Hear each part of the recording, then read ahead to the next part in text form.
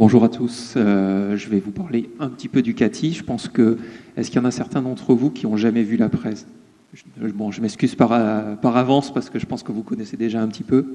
On va passer assez vite puisque derrière on enchaînera avec Nicolas aussi sur la projection de comment on peut travailler ensemble en fait, entre CATI et système. Quand on a un projet, quand on souhaite développer un système communicant, comment on peut venir faire appel à des centres comme les nôtres pour pouvoir justement aider à passer des étapes. Je pensais par exemple à Bertrand, jeune retraité, qui se pose la question tous les jours de comment connecter sa canne à pêche. Voilà, c'est comment on peut aider à aller peut-être plus loin et à travailler sur ces sujets-là. Donc en quelques mots, oui. Oui, une particularité, c'est qu'on voit quand même qu'il y a une implantation sur le territoire qui est assez forte. Oui, on essaye. On essaye de couvrir le territoire, on essaye d'être complémentaire aussi avec d'autres centres comme système. Donc une implantation forte à Talence, autour de Bordeaux, une représentation à Bidart et une représentation à Limoges aussi, dans les locaux de système, en proximité de système. Donc le CATI, Centre de ressources technologiques, ça vous le savez déjà, un statut associatif. On est vraiment là pour travailler, essayer d'anticiper les technologies qui seront utiles pour vous demain et de pouvoir vous accompagner dans l'adoption de ces technologies pour créer de la valeur sur le territoire.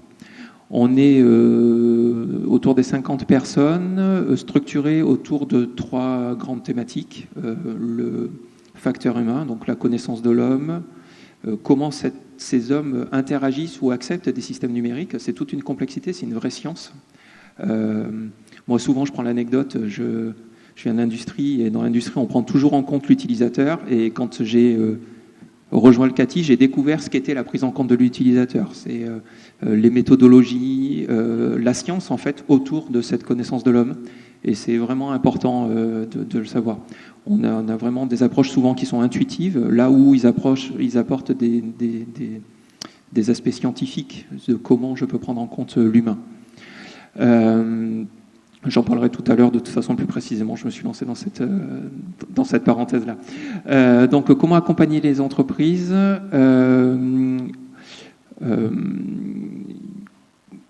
à travers, on a plein de modes d'intervention. Souvent, on nous pose la question de comment on intervient. Entre les entreprises qui ont des verrous technologiques à lever, les entreprises qui ont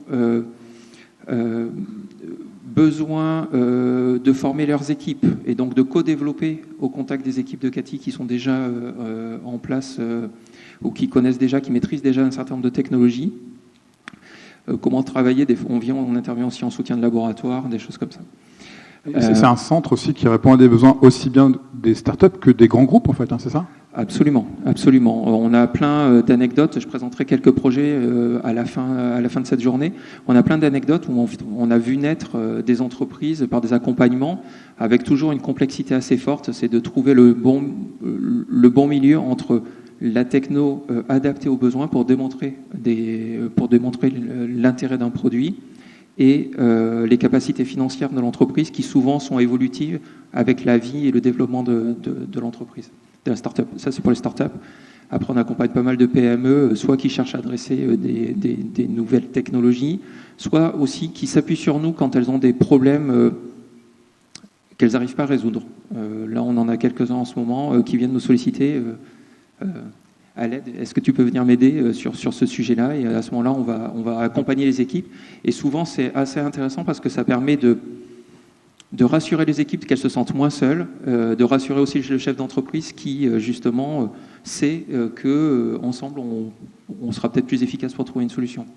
Oui, donc c'est vraiment réduire le risque, réduire l'incertitude, démontrer la faisabilité, c'est des choses-là. Oui, complètement. Bien sûr, on a pas mal de projets européens, des projets collaboratifs, etc. Je vous en parlais tout à l'heure, j'avais anticipé ce slide-là. Donc, le CATI vient adresser les technologies du numérique, donc repose sur 3 grands domaines de compétences. Le facteur humain que je vous ai largement développé tout à l'heure.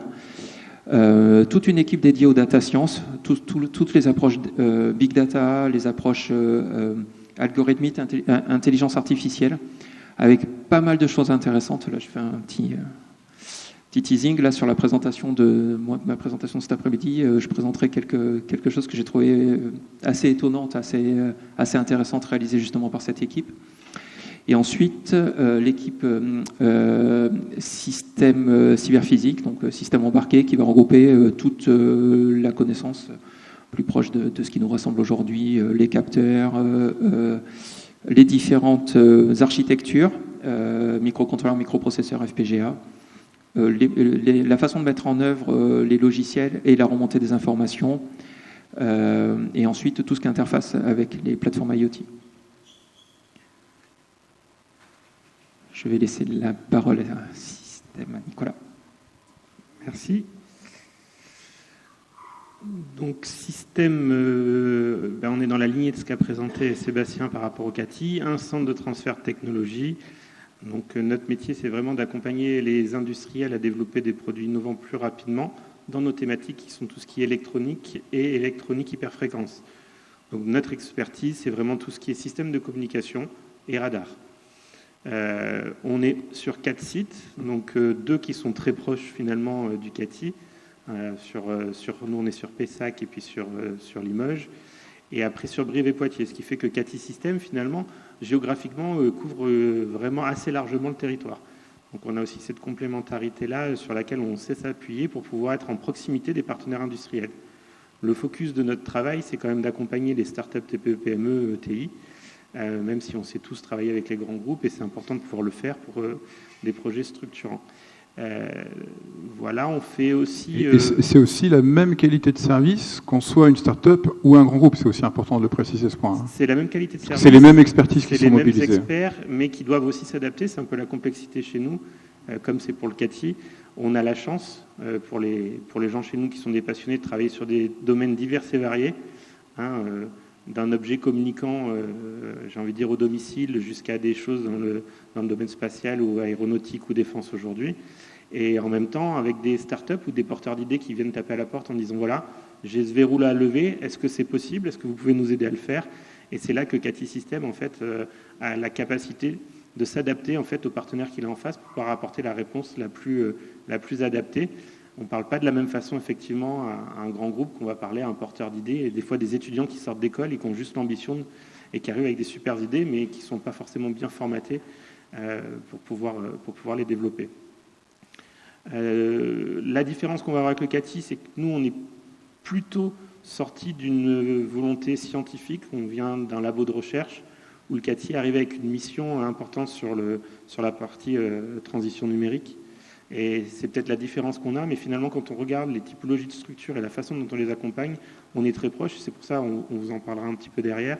On s'entend plutôt bien et c'est plutôt facile de travailler ensemble sur les développements en collaboration pour des partenaires industriels. Côté système, on s'appuie aussi sur Pila, qui est une équipe en fait d'Alphanov, de notre centre technique, pour tout ce qui est formation. On sait qu'aujourd'hui, c'est aussi important de pouvoir acculturer les partenaires industriels sur les thématiques qui sont les nôtres, surtout quand on parle d'électronique hyperfréquence. L'idée aussi, c'est de faire monter un peu en compétence le territoire, et on s'appuie sur Alphanov pour pouvoir héberger les formations qui sont distribuées par des experts système. On en a un petit peu parlé tout à l'heure, on a un labo d'essai donc qui est sur Brive, donc qui est COFRAC. Et ensuite, en plus d'être CRT, on est aussi ISO 9001, structure qui a beaucoup évolué, donc qui a demandé aussi une structuration importante. Et ce label-là nous permet aussi de montrer un peu le management, la qualité de management de la structure. Sur les thématiques, donc on a 3 équipes côté système aussi, qui sont peut-être un peu plus...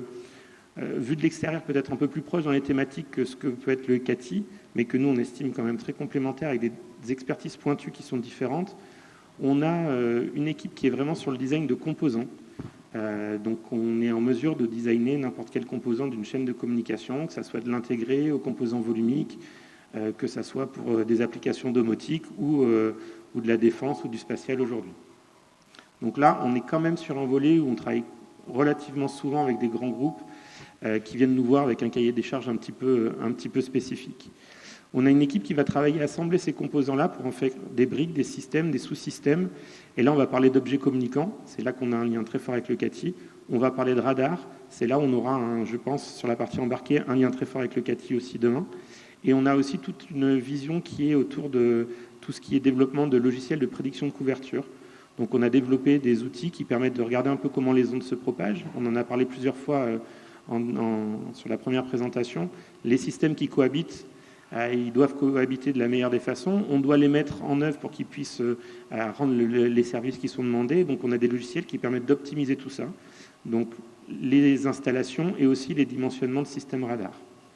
Et en appui de tout ça, on a une équipe qui est là pour faire de la mesure, donc de la caractérisation de matériaux, afin de designer les systèmes communicants de demain, de la mesure de systèmes qui auraient pu être développés chez nous, qui sont développés chez nos partenaires, et donc l'activité sur le marquage chez eux. Ce qui fait que côté collaboration CATI Système, on peut accompagner nos partenaires de l'idée jusqu'à mettre en relation avec nos partenaires industriels et au marquage à la fin. On vous présente un petit peu sur typologie IoT, comment on peut fonctionner. Oui, alors ce qui est aussi intéressant, c'est de relever quand même que face à vous, vous avez donc 2 centres de ressources technologiques régionaux qui cumulent ensemble pas loin de 90 experts, voilà, quasiment une centaine, donc ingénieurs, docteurs, sur des domaines très complémentaires du numérique, de l'électronique. On a aussi de la robotique. J'ai vu un t-shirt CATI Robotics tout à l'heure. Et on a évidemment dans les ondes radio, etc. Donc c'est quand même quelque chose de très important qu'il faut souligner. Oui, moi, je serais intéressé aussi de savoir, est-ce que vous avez une bonne vision de comment, justement, quand on veut développer un système communicant, à qui s'adresser, parce que je pense que des fois c'est pas forcément facile aussi vu de loin quand on système va travailler sur des aspects radio, le CATI sur des systèmes sur la partie système embarqué. Est-ce que vous identifiez bien comment on peut fonctionner et qui contacter finalement, ou est-ce que c'est des choses qui peuvent qui peuvent être floues pour vous? Est-ce qu'il y a quelqu'un qui... Première question de Sébastien. Oui. Ouais. JC peut dire quelque chose.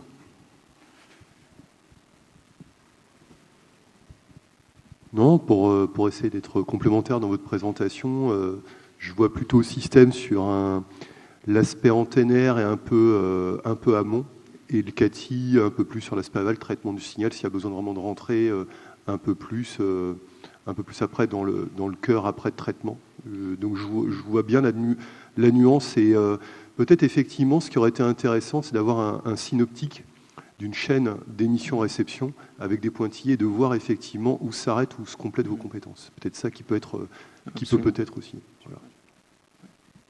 Je pense qu'il faut le voir plus que sur ta chaîne d'émission-réception, parce qu'en fait, on est vraiment sur le système complet, parce que effectivement, nous, on est plutôt sur la chaîne de com. Et ce qui est intéressant aussi, souvent quand on dit les gens sont complémentaires, on borne les choses. Et tu vois, tes pointillés, finalement, ils ne sont pas si vrais que ça. Il y a une zone de recouvrement qui fait que les gens chez nous peuvent se parler. Finalement, ils vont se comprendre. Et c'est hyper important. J'insiste là-dessus. C'est aussi hyper important que chez nous, ils ne parlent pas de la même chose. Je pense qu'il y a des gens dans la salle qui peuvent l'évoquer. On ne parle pas exactement de la même chose, mais malgré tout, on a une vision qui fait que cette interface-là, elle peut fonctionner. Et on a d'autres partenaires avec qui vraiment on est sur une vraie frontière, et c'est du coup moins évident. Mais par contre, ce que tu proposes sur cette vision un petit peu présentée un petit peu différemment, donc là on ne l'avait pas prévu, c'est des choses qu'on avait travaillées il y a aussi quelques temps qu'on souhaite faire. C'était important, et je pense que la question de Sébastien, elle est bien là.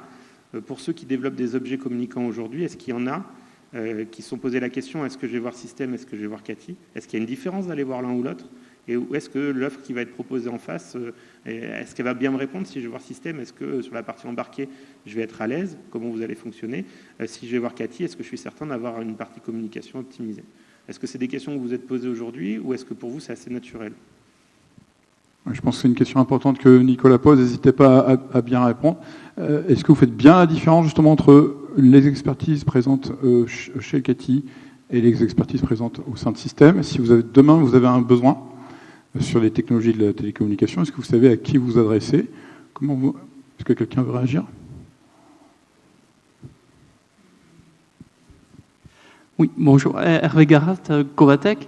Donc je veux partager mon expérience et avec le CATI et avec Système. Donc moi, je fais intervenir Système pour un client, un bureau d'études Covatech, au niveau de la radiofréquence, donc principalement sur la radiofréquence. Et le CATI, j'ai souvent des questions à Sébastien sur les réseaux de communication LoRa, Bluetooth, etc., ou tout ce qui est électronique et logiciel embarqué. Donc pour moi, c'est le système est vraiment au niveau, alors pas tout à fait antennaire, mais de tout ce qui est les éléments qui vont constituer la radiofréquence au niveau de la puissance et de l'émission, et le CATI au niveau du traitement numérique et logiciel bas niveau. Voilà un peu comment je vois les deux CRT. Merci pour ce témoignage. Je pense que Sébastien et Nicolas, vous confirmez cette vision? Oui, complètement.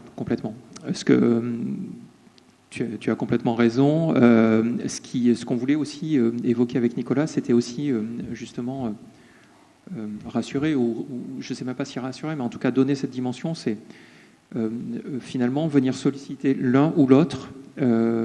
Ça revient un petit peu à la même chose. C'est-à-dire que si on identifie qu'il y a des problématiques radio, des problématiques antennaires, des choses comme ça, de façon très fluide, et ça fera l'objet justement de la fin de la matinée, c'est on se connaît bien et on travaille beaucoup ensemble sur les projets. On a certains... voilà, je ne sais pas si dans la salle il y en a certains, mais en tout cas on fait ça assez facilement. Et du coup, on sait, je pense avec pas mal d'objectivité aussi, savoir dire là on est en limite, on ne saura pas donner le meilleur, il vaut mieux faire intervenir système sur cette partie-là. Et de la même façon, côté système, sur les parties système embarqué ou autres.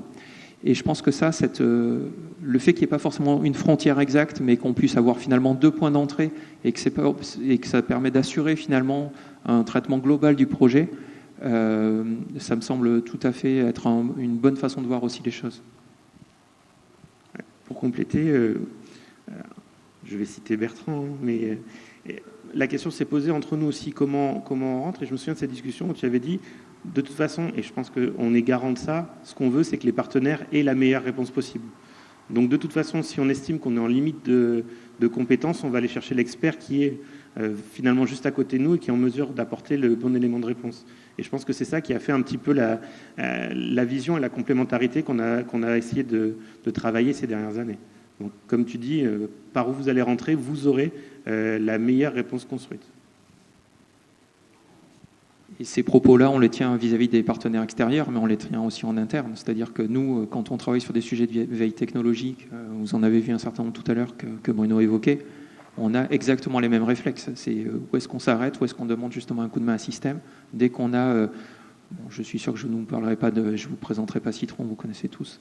Mais sur Citron, on a un certain nombre de cartes communicantes et typiquement, c'est des problématiques qu'on rencontre nous en interne aussi, d'identifier où est-ce qu'on peut faire intervenir système et trouver les réponses pour avoir quelque chose d'optimal. Est-ce que tu veux rajouter quelque chose? Okay. Une autre réaction de la salle? Alors, j'attire votre attention sur cette question qui est affichée à l'écran ici. Quelles sont vos attentes en termes de technologie de télécommunication aujourd'hui et demain? N'hésitez pas à y répondre librement. On présentera les questions. On y répondra sur scène.